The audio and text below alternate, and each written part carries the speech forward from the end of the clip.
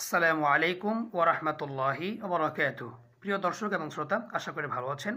রমাদান মাসের গুরুত্বপূর্ণ একটি আমল নিয়ে আপনাদের মাঝে উপস্থিত হয়েছি, তাই ভিডিওটি অবশ্যই সম্পূর্ণ দেখবেন। সে গুরুত্বপূর্ণ আমলটি হচ্ছে রমাদান মাসে কোরআন তেলাওয়াত করা।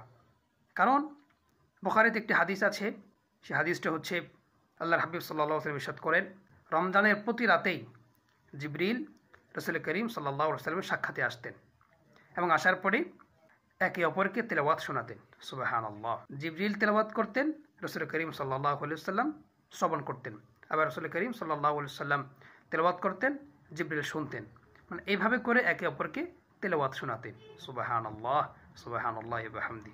এই জন্য আমাদের অবশ্যই উচিত এই রমাদান মাসে বেশি বেশি করে কোরআন তেলাওয়াত করা এবং কোরআনের সাথে সম্পর্ক গড়ে তোলা। আল্লাহ রাব্বুল আলামিন আমাদের সকলকে কোরআনুল কারীম তেলাওয়াত করার জন্য দান করুক। সকলে বলে আমিন। ওয়াসসালামু আলাইকুম ওয়া রাহমাতুল্লাহি ওয়া বারাকাতুহু।